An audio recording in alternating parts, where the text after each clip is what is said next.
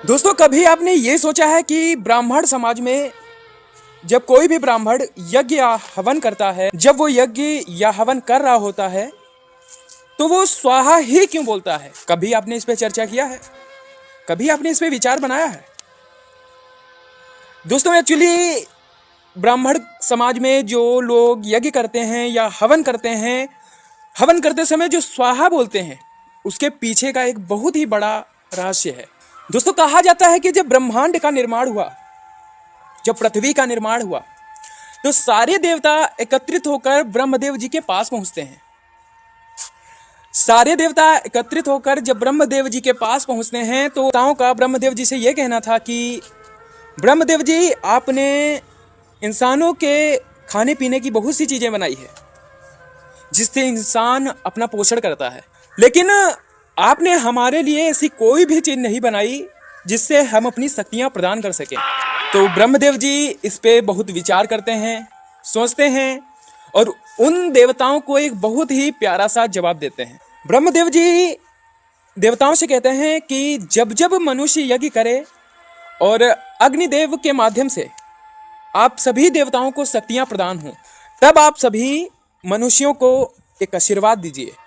तो दोस्तों, तभी से ये माना जाता है कि सभी देव ब्रह्मदेव जी के सामने आए और कहने लगे कि इंसानों द्वारा यज्ञ या हवन में दी गई आहुतियों को मैं स्वीकार करता हूं, लेकिन मैं उन्हें देवताओं तक नहीं पहुंचा पाता हूं। दोस्तों, इस समस्या के समाधान के लिए ब्रह्मदेव नारायण जी के पास जाते हैं। नारायण जी से इस विषय पर बात करते हैं, लेकिन नारायण जी ब्रह्मदेव जी से कहते हैं कि ब्रह्मदेव जी, इस समस्या का समाधान हमारे पास भी नहीं है। तब नारायण जी ब्रह्मदेव जी को एक सलाह देते हैं और बोलते हैं कि ब्रह्मदेव जी, आपकी इस समस्या का समाधान सिर्फ प्रकृति देवी ही कर सकती हैं। फिर ब्रह्मदेव जी प्रकृति देवी के पास जाते हैं और उस समस्या का समाधान मांगते हैं। तो तब प्रकृति देवी जी खुद से एक और देवी जी को प्रकट करती हैं, जिनका काम था मनुष्यों के द्वारा या फिर इंसानों के द्वारा किए गए हवन या फिर यज्ञ में जो आहुति होती है उसे सभी देवताओं तक पहुंचाना।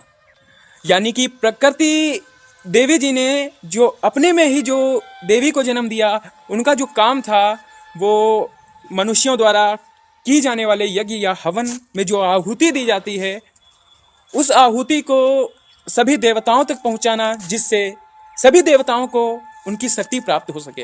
तो दोस्तों, प्रकृति देवी ने खुद में जिस देवी को जन्म दिया उसे स्वाहा बोला गया। इसीलिए हम ब्राह्मण समाज में